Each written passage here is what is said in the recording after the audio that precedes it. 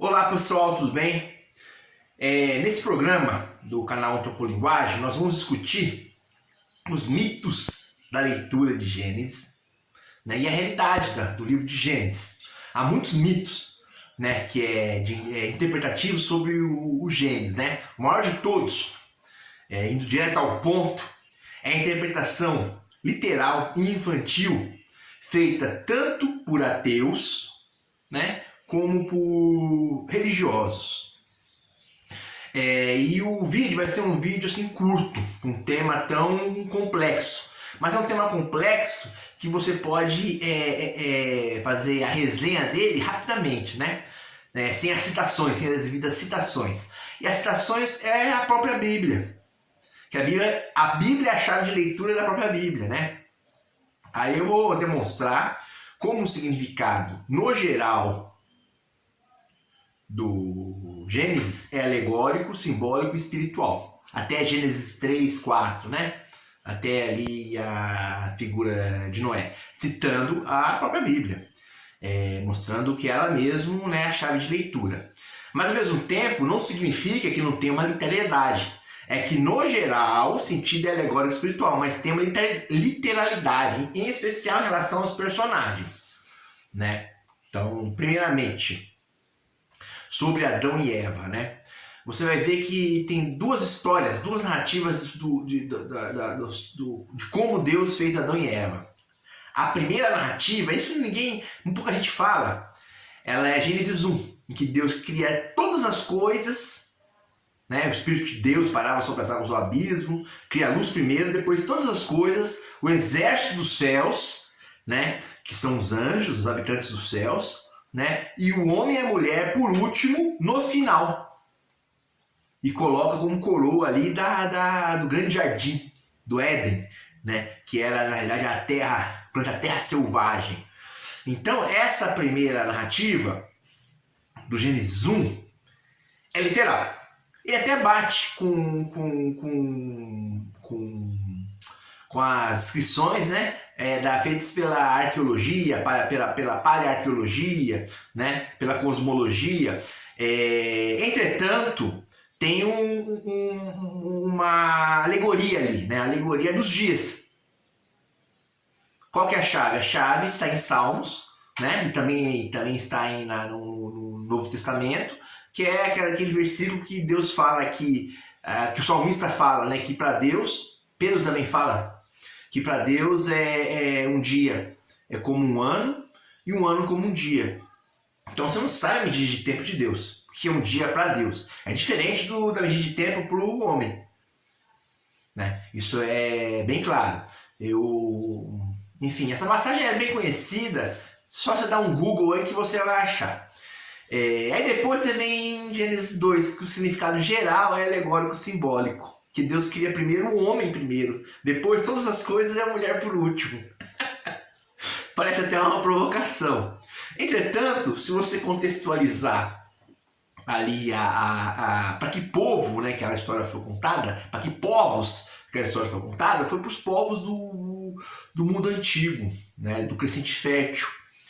E em especial para os povos de pastores, né? Que era uma cultura, o monoteísmo era a cultura dos povos pastores, nômades do deserto. E todo pastor, todo criador de gado, todo criador de ovelhas, né?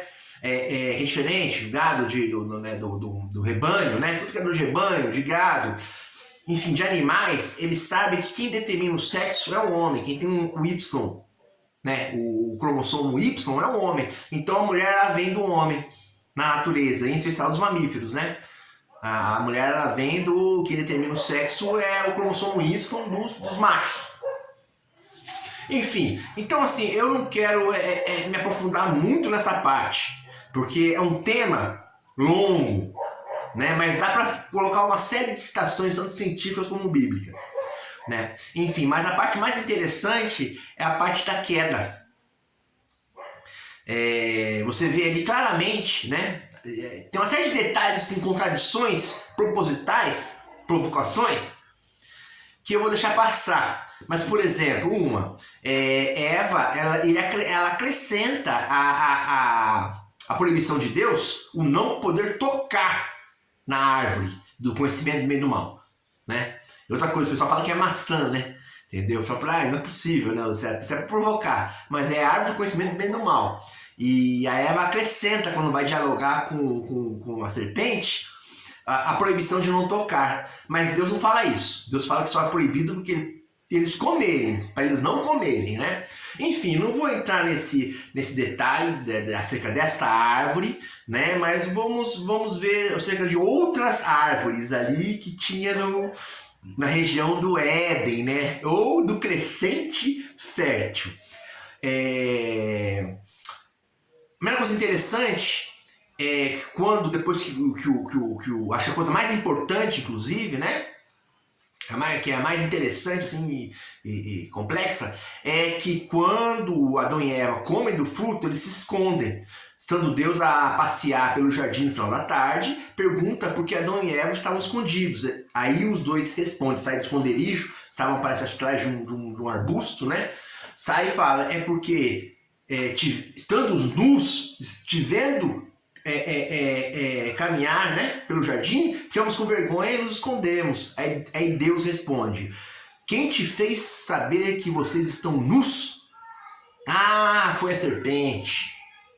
Ou seja, a serpente tinha roupas, né? A serpente tinha roupas, a serpente falava, a serpente tinha pés, né? A serpente não era uma serpente. Era, vamos lá, um humano, um hominídeo, um ser, né, biológico que falava. Outra coisa interessante, mas não é possível, Pedro, não, como assim, meu? Presta atenção, é como logo à frente do texto, do mesmo texto, Deus fala que a geração serpente irá picar o calcanhar, né? Da geração da mulher e o homem, né? E o filho da mulher irá pisar na cabeça da serpente, ferir. São gerações de pessoas. Como Jesus Cristo se refere aos fariseus? Raça de víboras, né? Então o sentido é espiritual ali. Ser filho de Deus não é no sentido de ser da genealogia, por exemplo, de Abraão. Tanto que Jesus Cristo fala, né, quando os fariseus vão questionar ele, que eles têm a verdade porque eles seriam filhos de Abraão, descendentes de Abraão. Aí Jesus fala, olha, Deus pode fazer dessas pedras filhos de Abraão. Eles ficam quietos. E depois, no Evangelho mais pra frente, né, nas cartas, os apóstolos falam que filhos de Abraão são aqueles que fazem a vontade do Pai. Não são propriamente os descendentes de Abraão, são aqueles que fazem a vontade do Pai. Então, serpente é o estado espiritual de uma humanidade maligna.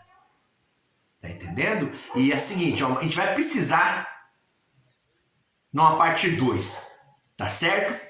Deixe seu like, deixe suas perguntas e a gente vai se aprofundar nisso e eu vou dar uma citação cabal.